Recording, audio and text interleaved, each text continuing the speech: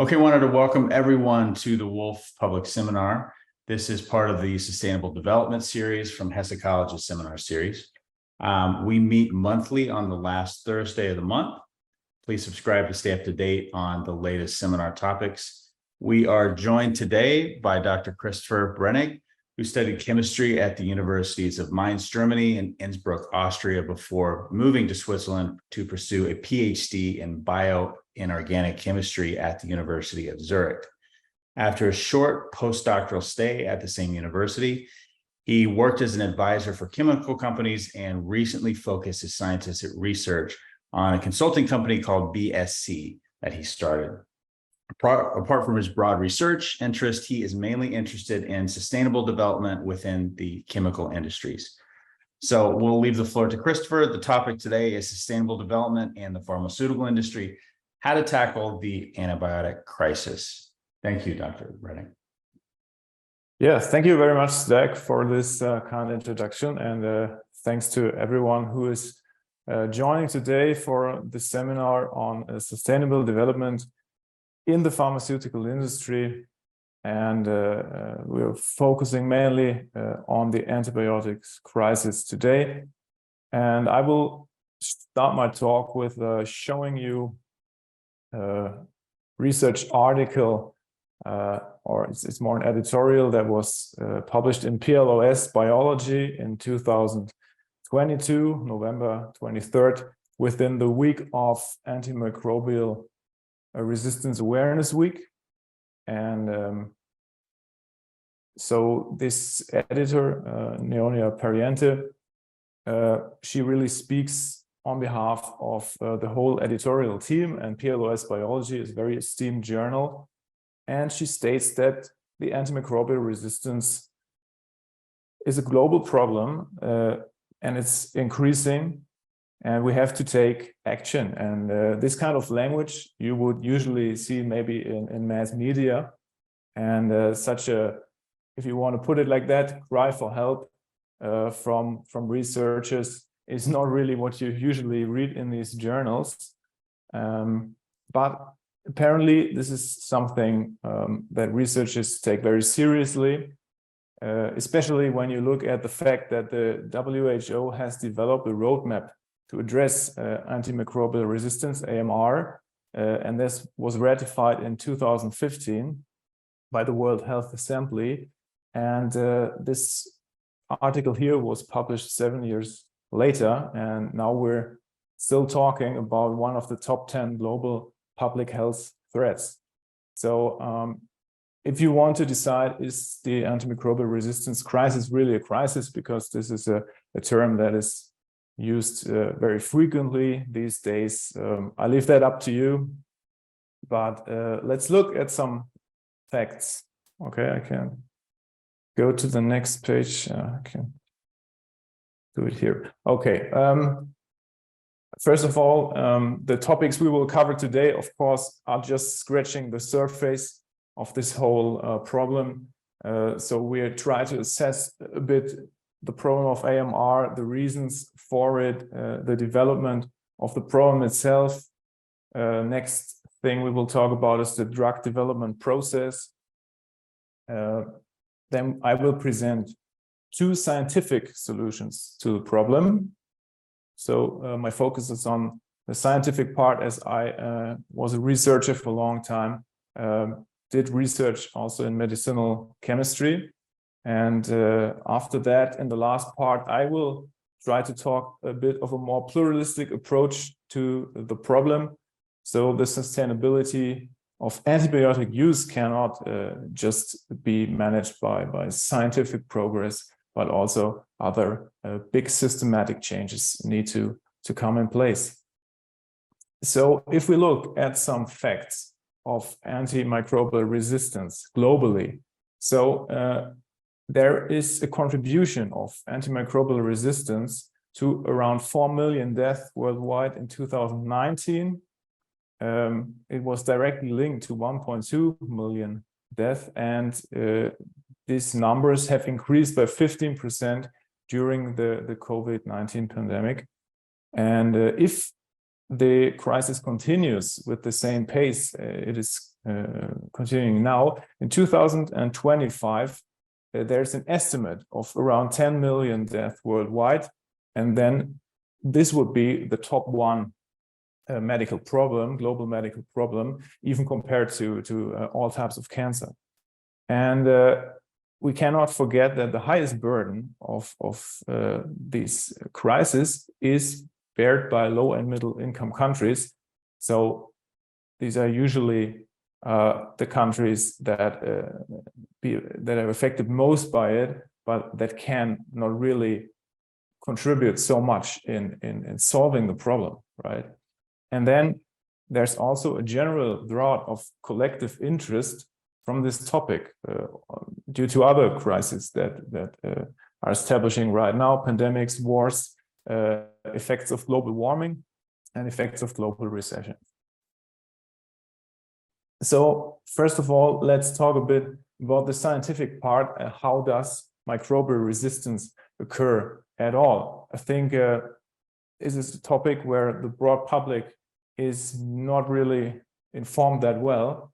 So we have to distinguish the internal and external resistance of bacterial species. So every bacterium has a genome. It's comparative to the human genome. It's a very small genome. And of course, as in all organisms, we have gene mutations. And these gene mutations can lead to changes in the metabolism of the organism that actually affect antibiotics to work less. And these gene mutations, they would lead to a survival of certain organisms when they're exposed to antibiotics, and others that would die if we administer antibiotics. The ones surviving would have this gene mutation, and it would go on and on until maybe by chance there will be another mutation that would then lead to a higher proneness towards antibiotics again, but this is not very likely. What is more likely is that gene transfer is taking place, and that means that part of this DNA sequence that is coding for the antibiotic resistance could be transferred to another bacterial species, and this could be another type of bacterium, and this could happen in hosts, and it can also happen through geographical barriers. If you look, for example, at this cycle here, so of course there is a huge connection between the bacterial species in humans, in animals, in the environment, also in plants. So mutation genes could be transferred along this cycle from different bacterial species that have different hosts, and through worldwide travel, for instance, mutational genes can also kind of travel to other countries, to other species, right? So what are the main factors that drive the antimicrobial resistance? So the most important point is the inappropriate use of antibiotics. So there's a misuse and an overuse. So misuse would mean that you treat a disease with an antibiotic which is which does not have to be treated with an antibiotic. An overuse would point at the dosage that is too high in that regard. And also the availability of substandard antibiotics, which do not work as good as they should in low and middle income countries, is an issue. And of course, the lack of development of new and innovative antibiotics, and this is where I will focus on today, is a major problem.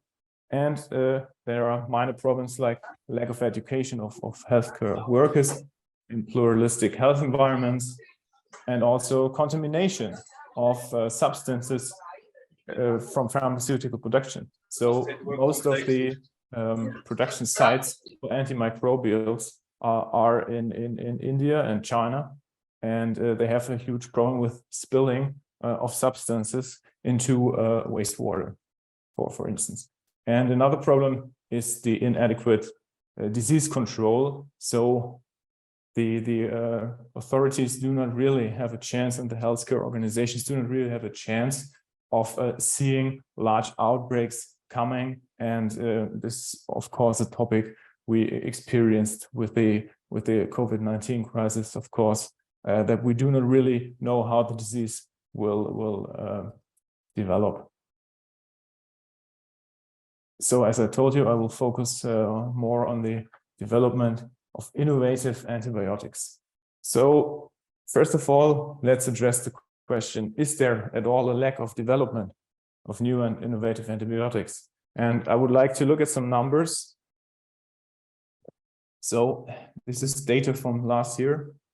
4,000 immuno-oncology agents were in clinical development, and only 30 to 40 new antibacterial compounds were in development last year. 2/3 of them were only slight modifications of already existing antibiotic agents, and exactly 0 of them were active against the WHO critical threat pathogens. That is a list of pathogens published in 2017 by the WHO that are most critical and where effective treatment is not yet available.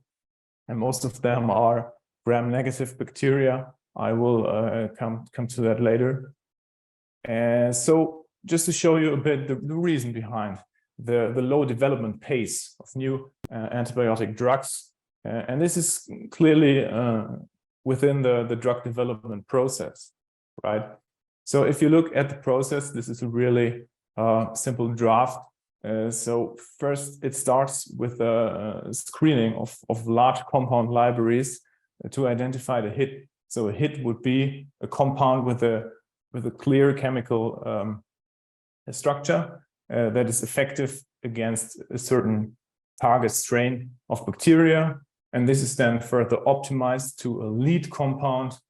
Again, this lead compound is optimized. This is an iterative process, of course. And then this red pentagon here would be the nomination of the lead compound for preclinical studies.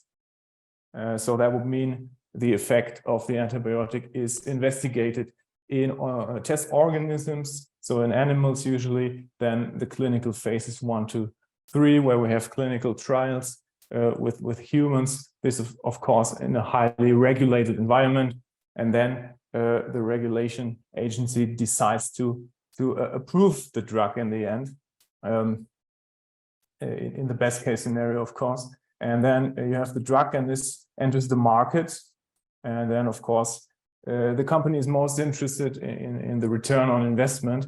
And if you look here in this area below, you can see the time and monetary cost of the development, right? So in the early stages, we're talking about 5 to 10 million euro per molecule. So if you can see here, the high amount of molecules that you have to screen to discover a hit that you can optimize to lead and so on and so forth is financially the the part that is taking the most resources financially, right? And then you have for the preclinical studies and clinical phases, of course, clinical studies are again very expensive, but of course you do that only for 1 to 2 molecules. But for these phases, funding programs exist, industry funding, also funding from private and public funds, right? So there's the AMR Action Fund. Also, this is organized by the WHO, and there are usually, it's not a problem to find funding here. Where the problem lies is in the early stage development of these drugs by academia mostly, and small to medium enterprises, and they have limited financial resources, and usually big companies do not want to fund the early stages because there's a high risk of failure, so-called attrition, and also the late lead optimization. This is usually the essential step. And even if through academic funding, you can come up with lead compounds. The optimization process that follows, and I will come to that in a second, is then usually even more cost intensive, and then usually the projects cannot be developed further. And last but not least, you have also a market gap. That means usually there's a restriction of use on novel antibiotics because, of course, the regulatory agencies want to, they do not want to risk the buildup of new resistances against these drugs. So they restrict the use. But of course, this is not what we should do. We should, of course, accelerate the use of novel antibiotics that are very innovative, and we should restrict the use of antibiotics that are in the market for a long time. But this is not what is happening in reality. So now it gets a bit crowded on the slide. Usually not a big fan of crowded slides, but let me break that down for you a little bit. So we're looking here at the early stages of the drug development process, and there are basically two different approaches. So the first is the synthetic approach, where you rationally design a molecule or set of molecules, of course, that would fit the purpose of being active against a certain target. Of course, you can also omit the target and just synthesize a huge library of compounds. And the natural products approach would be that you take samples from molecules from biological sources. So this can be microbiomes, that can be plants, that can be fungi that produce substances to kill bacteria. And you can isolate these compounds, which is sometimes very time consuming. And you can also take these compounds from natural sources, sometimes without even knowing how they look structurally. And then you can test these compounds by screening with targets. So targets would then be maybe a certain receptor or protein within the bacterium, or you can screen with whole cells. And the whole cell approach has basically produced higher hit rates. So this is usually the way to go. And then this was done by a classic approach. This is really small scale. And nowadays it's done through high throughput screening. So you can screen 96 samples at one time, right? So then the hits are characterized, validated again.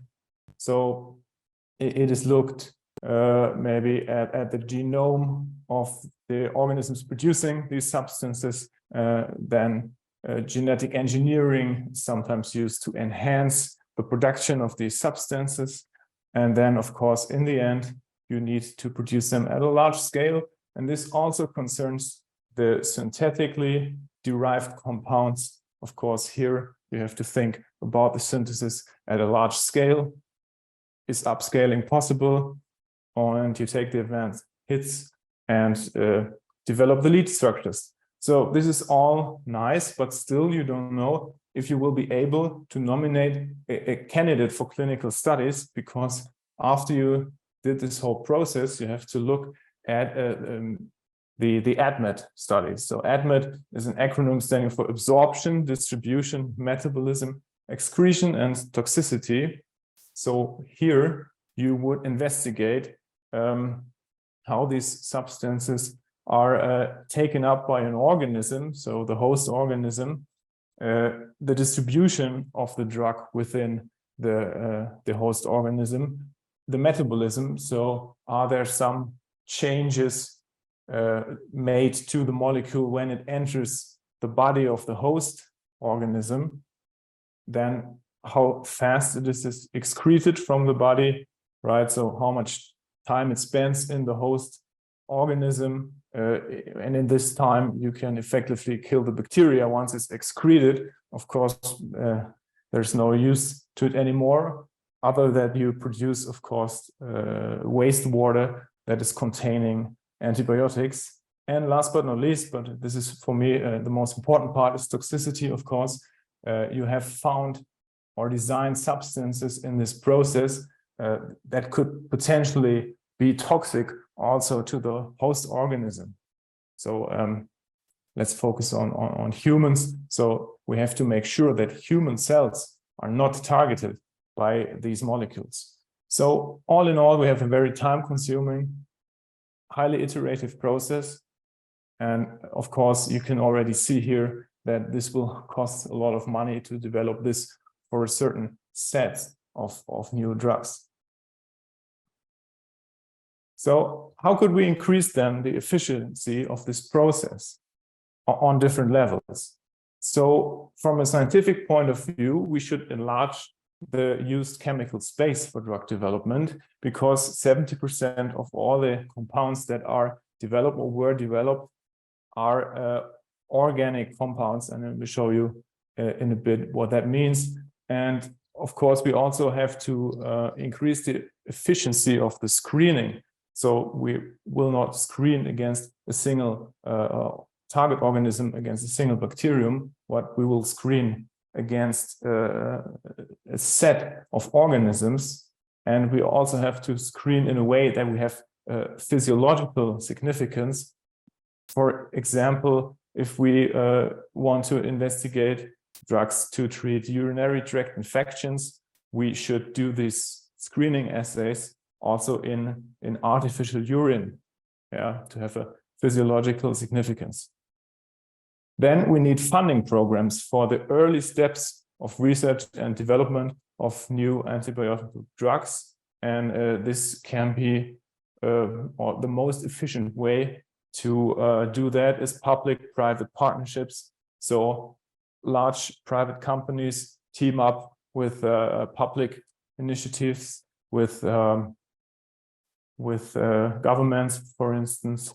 And there are two programs at the moment in place. This is the CARB-X and the GARD-EP. This is a collaboration between GlaxoSmithKline and an American health agency.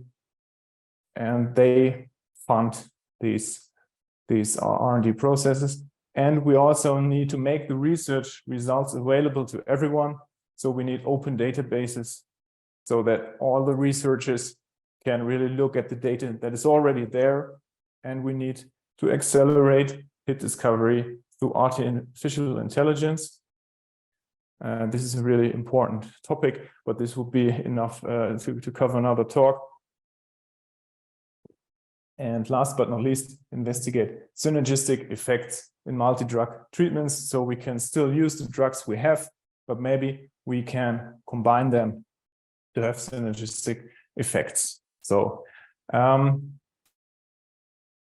part of finding a solution to the development of innovative drugs is to stop looking where you already looked for a long time. And this is purely organic compounds. So 70% of existing antibiotics, as I said, are compounds that only consist of the elements carbon, hydrogen, oxygen, phosphorus, nitrogen, and sulfur. It's a very simplified way of seeing things, but since this is a public seminar, I don't want to go too deep into the chemistry, but still I will present some results. And the question is now, what about metals? So metals are very abundant in nature. They're considered inorganic compounds. Of course, I'm not talking about metals as elements, but metal-containing compounds. This can, of course, also be partly organic compounds. I will show you in a second what I mean. But we have to ask ourselves the questions, looking at the periodic table of elements, which I don't know how many people are familiar with, but to shorten things. So shown here in green are the transition metals, and these are really interesting targets for the development of new antibiotic agents.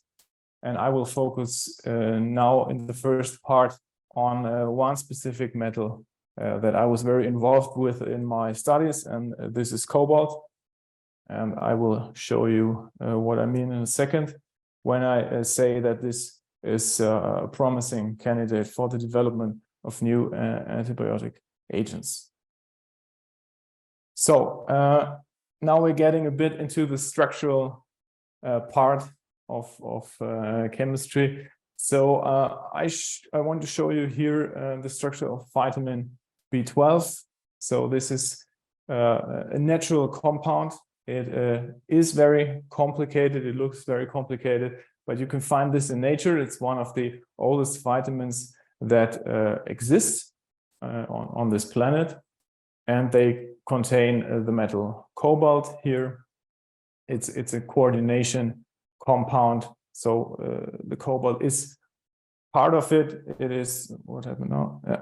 So it is also consisting of a large organic fragment, which we would now call the ligand, and this metal is coordinated to it, and it has another ligand on top here, the axial ligand, and this is mainly responsible for the reactivity, so the interplay of this metal center and this ligand on top here. Let's leave it like this. So the interesting thing is it's an essential vitamin for humans. They consume 2 to 6 microgram per day, or this is the uptake that is recommended. And they are also, this vitamin is also used by bacterial metabolism of most bacteria, not all of them, but most use it in their metabolism for vital processes. So if they're depleted of this vitamin, also bacteria can have a problem with surviving, and this is exactly what we want to achieve, right? So we can use this molecule because it is already it's already made at large scale production. I cannot really tell you something about the amount, but I can tell you something about the revenue. So it's $409 million. There's a projection for 2027. I think at the moment we're at around 350 million. So this is of course a large market, and it's used by people that have dietary restrictions, that have a vegan or vegetarian nutrition. So what we can do with this molecule is we can chemically modify it. So we can use our toolbox of chemical transformations to alter the structure of this molecule. And we can do this at several positions at the molecule. I do not want to go into too much detail, but for instance, we can exchange this ligand L here, and we can synthesize a set of compounds, put it in a so-called substance library, and then we can screen it. And this is exactly the process I showed you before. We can screen it against several bacteria.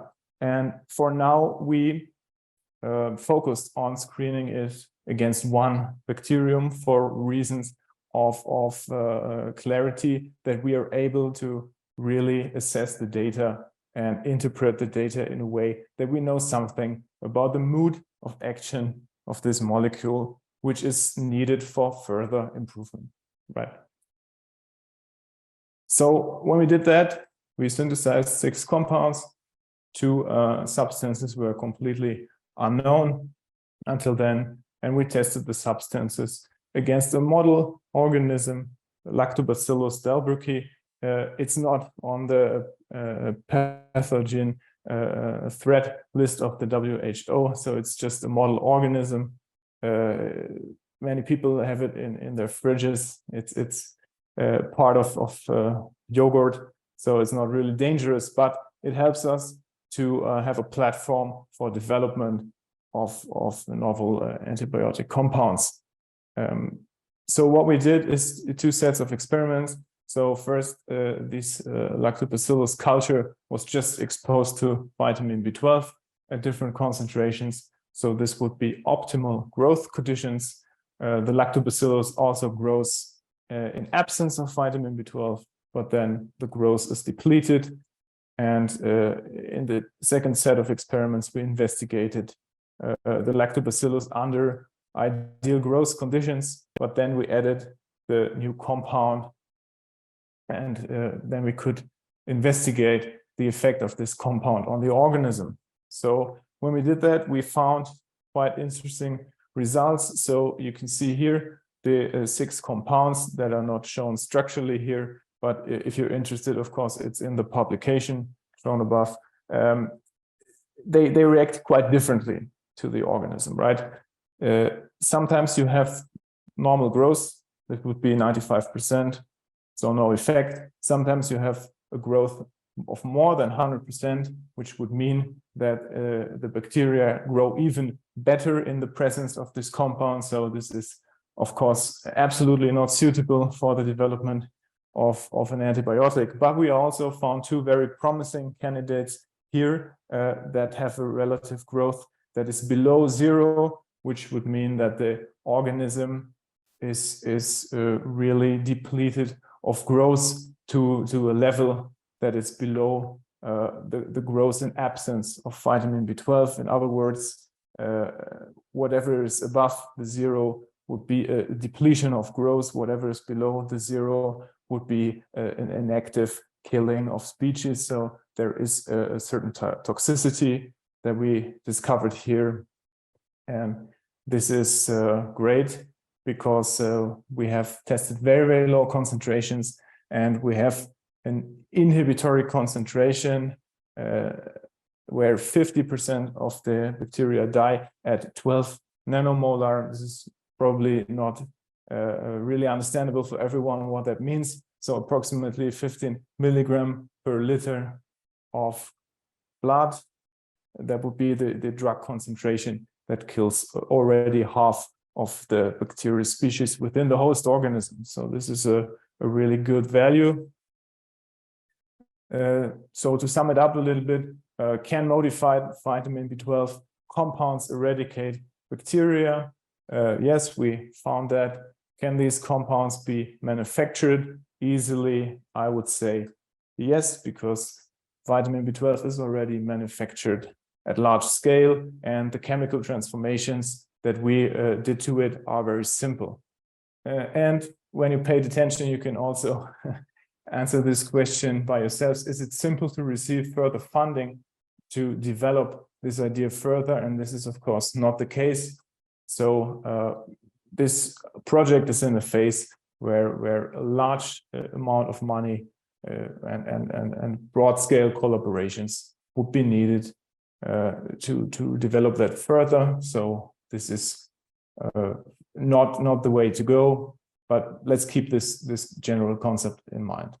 So a part of finding the solution is, as I already said, is applying joint forces. So no research team in the world can develop such a thing on their own. Yeah, we need alliances, and for most of all, we need alliances for high throughput screening, because it's a very important part of the process. And in that regard, I want to introduce someone to you. This is Dr. Angelo Frey, a former colleague of mine. He's now an SNF-funded Ambizione Fellow at the University of Bern, and he's really interested in developing metal-containing compounds as novel antibiotics. And he teamed up with a group from Queensland, Australia, and they founded the Community for Open Antimicrobial Drug Discovery, COAD, and it's a non-profit organization which wants to drive towards a collaborative approach to discovering new antibiotics. And they already screened 295,000 compounds from 49 research groups in 17 countries. So the idea is to get all the chemical substances available that were intended to be novel antibiotics, but also the compounds that were not intended to work for that purpose, that were intended for other purposes, but they could still work on this, but we have to find out by high throughput screening. And then most of the compounds are, again, so this would be again the 70% organic compounds, even more in this case. And they have all suitable requirements. So they have developed certain rules within the pharmaceutical chemistry, what a drug-like molecule looks like structurally. And this is kind of developing into a bias not to investigate other compounds that do not fulfill this criteria. I cannot go into detail here, but for the ones interested, Google Lipinski's rule of 5, right? So most metal-containing compounds are largely ignored for this screening against bacteria pathogens. And also interesting is, so they screened this high amount of compounds, mostly organic compounds, and they had a 0.9% hit rate, which is actually not so bad. But of course, you can see that most of the compounds tested were not active against bacterial strains. So what they wanted to do now is to focus more on metal compounds. And apparently this is the right way to go, because they screened 906 metal compounds, which is way less than the compounds of organic nature that were screened. And they had a 9.9% hit rate within these molecules. So they found 88 chemical compounds, metal-containing chemical compounds that are active against at least one strain of key bacteria that they screened. You can find the names of the bacteria down there at a fixed concentration of 20 micromolar. So this is a quite high concentration, but this is then usually tolerated by the host organism for some compounds. So you can see here the overall number of compounds that were submitted to the program with regard to the metal that they're mainly consisting of, right? So you can see here that there are many compounds with metal centers that are occurring in nature, but there are also metal centers that are mainly interesting for the reason of scientific interest, but that would probably not be suitable for a large-scale production. And then they found a certain number of this is the 9.9% to be active. No, sorry, this is 30% of active compounds that are active against at least one strain of bacteria. And then they found 9.9% of these compounds were active and non-toxic. So this is a key requirement for these compounds that they are not toxic for the host organism, right? And what they also found is that the ratio between compounds that are non-toxic and toxic is for metal-containing compounds. It is in the same range as for solely organic, purely organic compounds, right? So there's not a general higher toxicity of metal-containing compounds. Just for the sake of it, I'm presenting you some structures here. So also these are structurally quite advanced, but you can see here already not so well in this kind of showing that they have three-dimensional structures.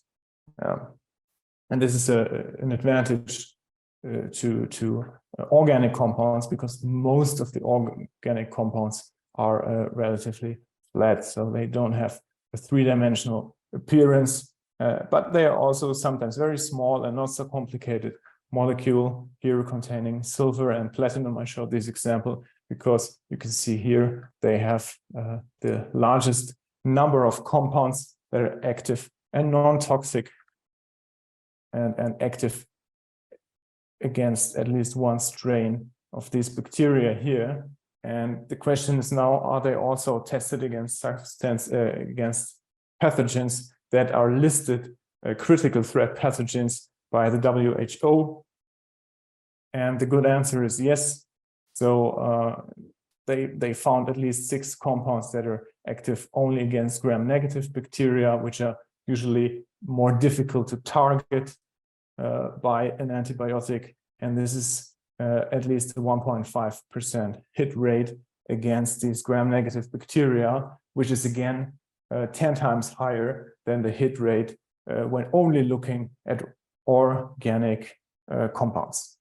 So, as I already said, some of these elements are very expensive and possibly not applicable as treatments. The stability in biological systems is not always given and has to be evaluated from case to case, of course. And yeah, but this can be seen as an advantage, is that you have manifold possible interactions with the biological targets due to the reactivity and structural appearance of these metal compounds. So the mode of action might be difficult to assert, but these compounds are very, very promising. And also this shared databases approach, that you have a non-profit organization which is putting all this data in a database which is accessible by the public, is a very promising approach indeed.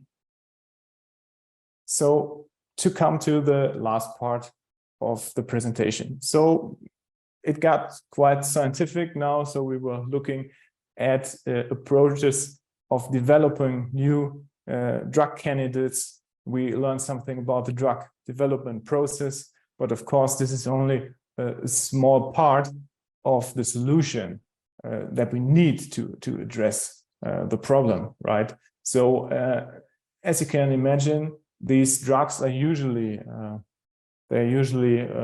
made in, or the research is done in high developed countries. The production is usually shifted to low and middle income countries, but that doesn't mean that the people living there really have access to the drugs. And even if we think about developing new antibiotics, we still have to think about several economic and social factors that would help to really distribute these novel antibiotics worldwide. So I will cite a bit from a study of Mrs. Buckler and Merritt and colleagues in the Journal of Pharmacological Policy and Practice that is looking more to the end user side of pharmaceutical drug development.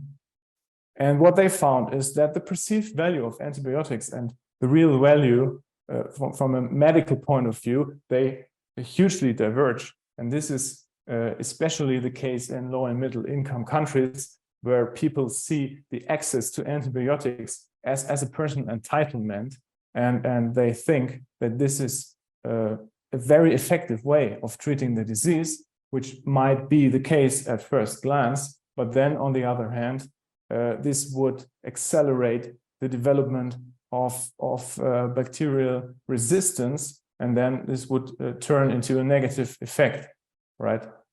Then we have a complex system of distribution of these medicines. So we have porous boundaries between the public sector, private, the mission sector, which plays a huge role, for instance, in Africa, and the non-governmental organization sector, which sounds like a good thing, but the problem is that this leads to a situation where people are informed very differently, where people are given access to antibiotics without any control, where antibiotics are just distributed among the population without having a proper disease control.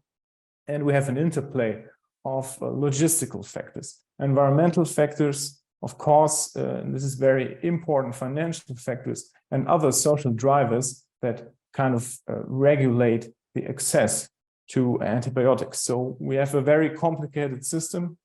And on the other hand, we have individual action that sometimes goes counter the collective action. And we have to keep this in a balance, right? If we want to implement a behavioral change within the whole system. So how can we optimize access to top-level antibiotics worldwide? So first of all, we should think about a ban of products that are old, that have a poor oral bioavailability. Sometimes historical dosages are used, so the dosage is way too high and it could be reduced without having any less therapeutic effect. And we have the extensive excretion of these substances into the wastewater and so on and so forth. And we need a better quality. So we have high quality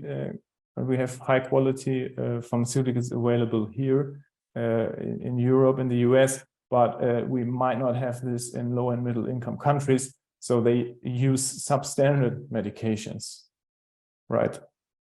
So what we need is a regulatory capacity worldwide that can really steer the distribution of pharmaceuticals and also control the quality of pharmaceuticals. We need to think about pricing and financing of such antimicrobials at the national and subnational level. And as the authors say, this has to be undertaken with an eye towards innovative mechanisms. Sadly, they don't really point out what they mean by that, but I think we all know that we need more effective dosing strategies and information campaigns. For instance, when we talk about dosing, we usually have the case that in a blister of antibiotics, there are much more units than would be needed for an average treatment. So we have leftovers and people then start to medicate themselves and they start to give that to others, especially in low and middle income countries. And we also need better governance, apparently. So the WHO action plan from 2015, they wanted to optimize the use of existing drugs, development of novel drugs. And for instance, they also wanted to hugely develop diagnostic tests for these kind of diseases and also spread the use of these diagnostic tests worldwide. And this was decided in 2015, as I said, and now 7 years later, we seem to be quite far away from this. So we need the changes to implement on a global level. So we need national strategies, comprehensive national strategies that involve all the stakeholders. And we need visionary governments willing to take initiative to really tackle this crisis. And also, last but not least, we need adequate funding by the public and private sector, really working together to accelerate the drug development. And I showed you earlier that there are solutions available. We just have to find the financial resources to accelerate this research. And with that, I would like to thank the organizers of the seminar series. Woolf also has a college which I am part of. For research funding, I would like to thank University of Zurich, the Graduate School of Molecular Sciences, Swiss National Fund. I also want to acknowledge the work of the Community for Open Antimicrobial Drug Discovery, and also thank some large and small companies for support. And thank you all for your attention. Thank you for really insightful seminar. Got about 10 minutes left to open for questions, so feel free anyone to jump in, and well done.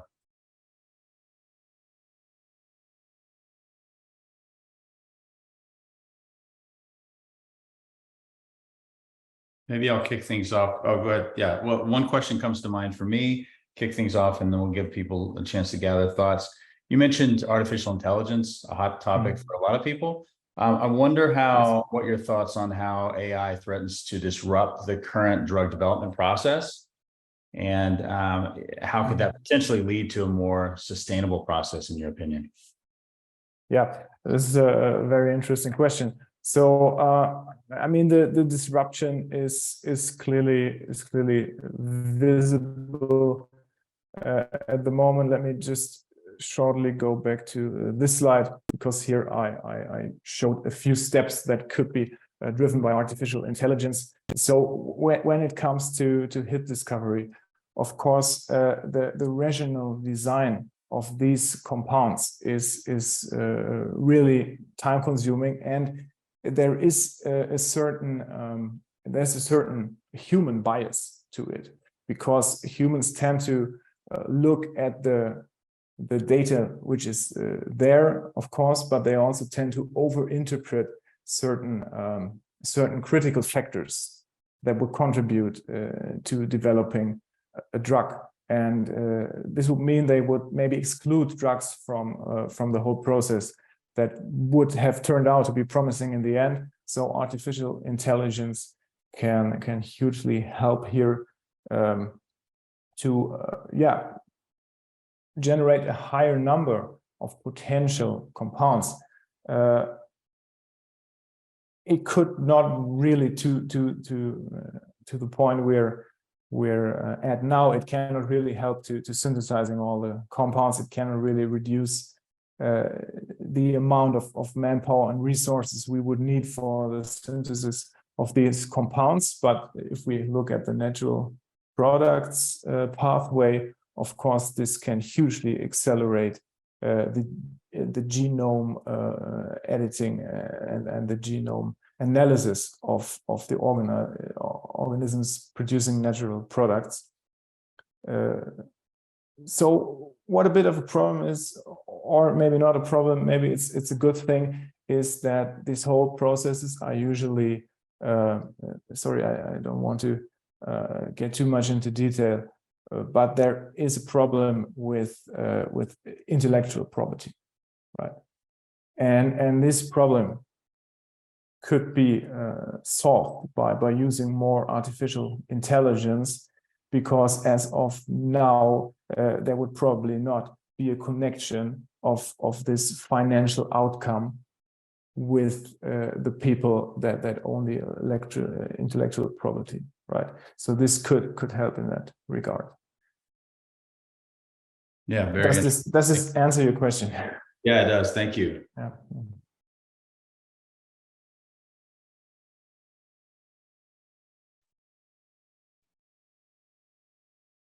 See, Stephen raised his hand, I think. Thank you, Doctor. Perhaps a bit tongue-in-cheek a little bit when we talk about ethics, if you don't mind, sustainable development, drugs, human populations. Are we not in a constant fight against microbials and bacteria? Is this a fight you think ultimately we can win? Or is this simply one more step in the cycle, and down the line they'll just mutate, and we can come to a point where we can completely win? And perhaps more importantly, should we win this fight?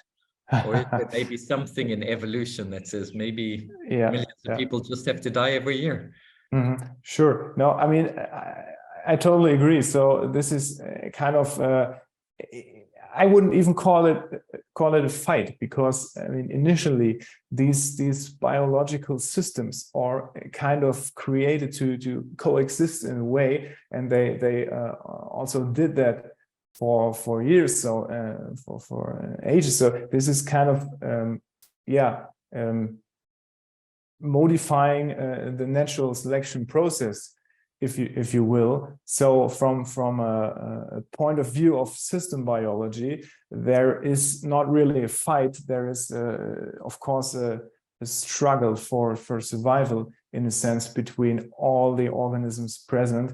And in the end, it might be that microbial life will exceed the life of humans on this planet, and this is really, really likely. On the other hand, there's a question: if we have means available to protect humans from the threat of antimicrobials, shouldn't we use these resources? Shouldn't we make use of it? So I don't have a general answer for your question, but from a scientific point of view, I don't think that this fight can be won in a way that there's a distinctive winner. but we have to learn to live with these organisms present in the world we live in, right?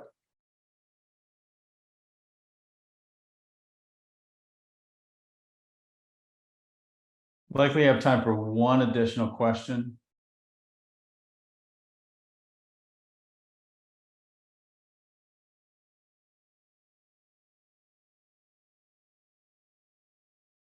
All right, if no one has a question, Christopher, again, want to thank you.